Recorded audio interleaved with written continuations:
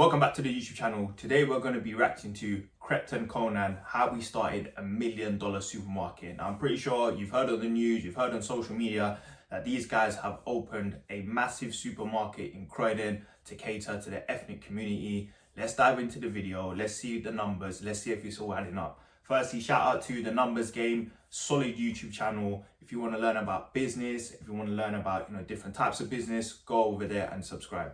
Now, before I get into the video, please make sure you like and subscribe, as it motivates me to do more of these reaction videos and it also helps the page grow. What inspired you to open up Savoways? It's the known fact that for us, our everyday and our every weekly lives is you go shopping in your mainstream supermarkets for all your main products for the house, Tesco's, Asda, wherever you go. And if you want to get your authentic dishes for the house, whether it be halal meat, exotic fishes, certain spices, certain fruits and veg that are flown in from abroad, you can't get them in the mainstream supermarket. So every single ethnic person in the country will pretty much, if they want to cook authentic dishes at home, they have to do a trip to somewhere, like a local shop, typically on urban high streets or agricultural high streets, Fortney, Norby too.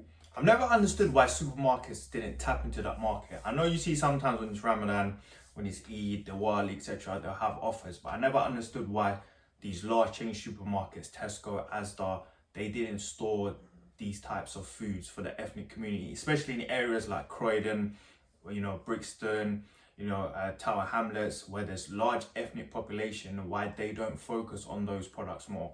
But then again, look, there's a gap in the market and clearly these guys have identified it. Just a quick break from the video, just wanted to introduce you to a company called Sovereign Lending.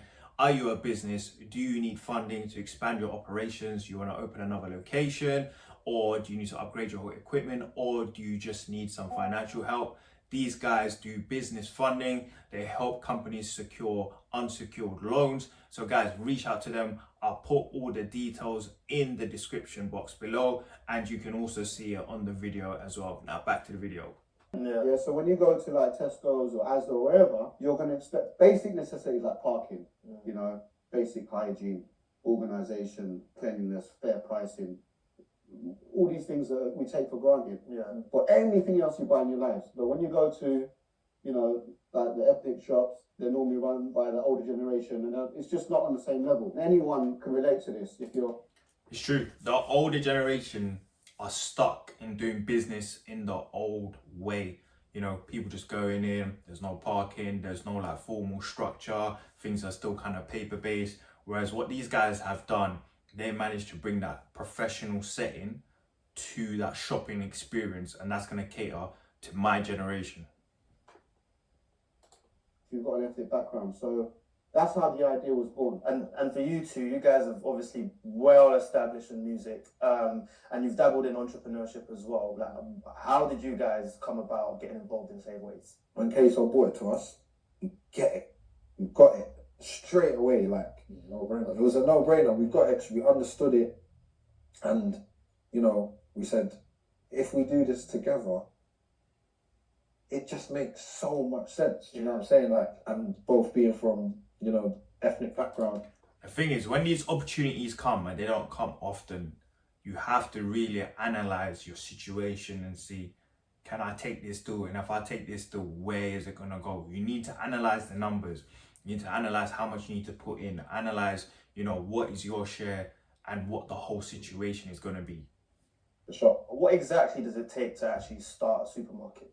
If you want a textbook school answer, it'd be okay. You want to find a gap in the market for whatever business it might be. But if we're talking about the supermarket, you want to do your research first, demographics, location, finding the right unit. Yeah. Because we're born and raised from here, the demographic homework is a no-brainer. We know the area. Yeah. And then the location, it was kind of given. It was just there, available. So those two major keystones, milestones, that anyone would have to do when going into a business like this was kind of done for us. And then researching the product. So constantly you're observing what products are available where, and then just researching. And there's a lot more people from our generation that are now launching sort of ready-made meals that are from the kind of foods that we would eat.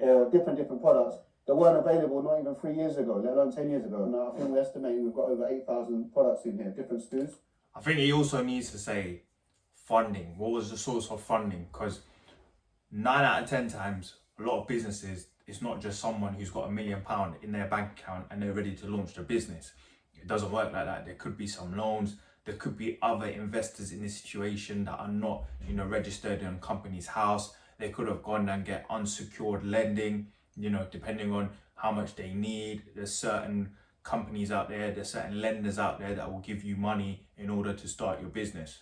Every single product in here has been researched, like price matched, and checked against the market. So all of the mainstream products are price matched with your major supermarkets. So you're not going to pay any more money for, you know, your household goods in here. And the supply chain, you know, trying to get to the source for all the products is key. Because if you're buying it sort of second or third down the supply chain, there's going to be less margin. And obviously the name says Saveways. You know, we want to deliver that genuine cost saving as well, like genuinely. The best margin. So approaching all the manufacturers directly, sometimes it works, sometimes it doesn't, depending on the volume you're doing. There was a lot of research done into different ecosystems for supermarkets. We found like a bigger step. I like the way this guy talks. It's like he knows the whole system from start to finish. For example, you want to price match with your competitors. That's a no-brainer, because why would you go to their supermarket where Tesco, where you can buy it for £1, £2 cheaper, right? Doesn't make sense. You have to make sure you're on point. The layout of the supermarket, the ecosystem, make sure everything is in sync. This guy knows what he's on about. Been some online discussions about your involvement, your ownership, percentages. Could you break down what your involvement is with Saveways? So, I don't understand why people do this. You go on a company's house and you search the ownership.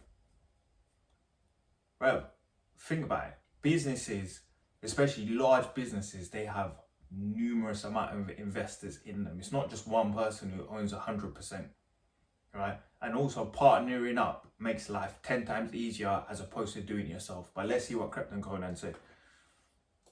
Owners and my co-founders of the supermarket. For those that don't understand what vested equity means, with vested equity, it works based on milestones, and once you reach certain milestones, the equity vests over time. And those milestones can be anything from, you know, capital. When you finish investing capital as a process, whether it's certain commitments, whether it's certain milestones of the company, and when the company gets to a certain point. So vested can be over a whole load of different things. So yeah, so as you... And this is the point, you don't exactly know the agreement that they've got with the different investors.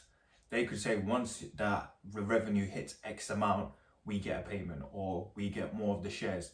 People, you just don't know. This is just at the startup phase, and there's also stuff, there could be stuff in the background that's not on company's house. There's a lot of information is not put on company's house, guys. Trust me. We'll see as the company grows and as time goes on, our shares, invested equity, and you know, people talking about confirmation statements and all this stuff. You'll see updates, innit? Go on any business, you'll see confirmation statements, no, the confirmation statements, updating constantly. Do you know what I mean? It's just, you know, crabs in a bucket mentality, man. You know what I'm saying? You guys have chosen to go down the shareholders route, the vested equity route. There's a lot of people out there that think owning 100% of a business is always the way forward.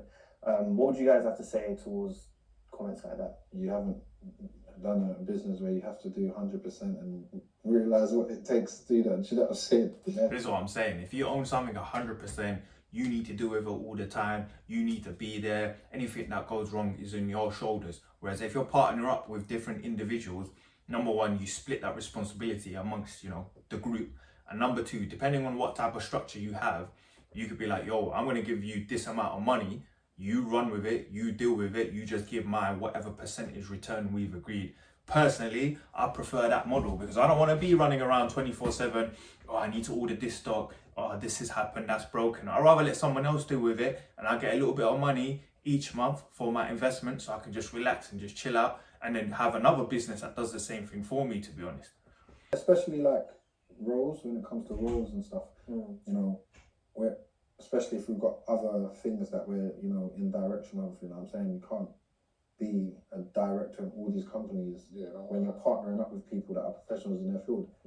And that's the thing, professionals, subject matter experts, people that have been in the business, whether that's the restaurant business, whether that's the supermarket business, or whether that's jewelry business, people that have been in the business. You want to partner up with these guys. Why? Because they've got a network, they've got contacts.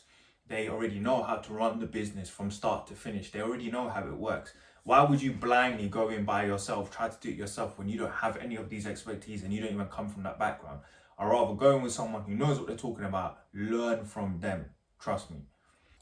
Expresses, you get me? So that's just been it's always the plan to do that. Like we're not the people that think small. It's like we're always thinking about the big picture. We're visionaries. Yeah. So like where it can go and where we can take it. There's so much routes that we can go with this, you know what I'm saying? But right now, the focus is on this store. Yeah. You get what I'm trying to say? Getting everybody down here, Getting the data, getting the data, learning, finding out what's working, what's not, getting our ducks in a row in this store. Because you know what I'm saying? We're not gonna open and it's just gonna be smooth sailing. We're gonna come across hurdles. I think definitely they can take it to the franchise model or even opening up several stores. Obviously, it's going to be a lot of money, a lot of investment, but I definitely think they're going to fly with this. Learning, you know what I'm saying? People's gonna come and, you know, give suggestions and all of this stuff. And it's a learn. It's like, what piece of advice would you give them when just starting out? Just like anything, obviously, when you make a decision, go for it. Don't stop. Yeah. Just do not stop. do your due diligence, man. Get learn. It's a lot of learning, bro. And it's hard work. You need to be ready to it's not easy. Like we're working round the clock 7 days a week. It's hard. But yeah, do your research. Make sure you got the money ready. Yeah, because that's a big thing. I think that would have been more interesting to see how they funded this project. Not saying, I gave this amount, that amount. How did they get the money? Was it straight, this person gave that much, that person gave that much? Was there some lending, some loans in place? Like, what exactly was the funding and how they managed to fund it? I think that would have been interesting as well. But then again, if people don't want to go into numbers specifically, I get it.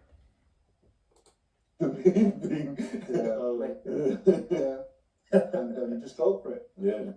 That's it. Yeah. You guys have shown us around the store, you've shown us the business. And that's the main thing. If you're going to start something, you got to make sure you do it properly and you got to make sure you carry on. That's with anything in life, specifically if you're going to start a business. You can't just go in half-hearted and then you're just like, I can't be asked. You got to remember, it's yours. Yeah, you might partner up with people, but at the beginning stage, it's going to be hard. It's going to be a long graft. So guys, that was the end of the video. Let me know about your thoughts in the comment section below. Also, before I go, please make sure you like and subscribe as it motivates me to do more videos and it helps the page grow.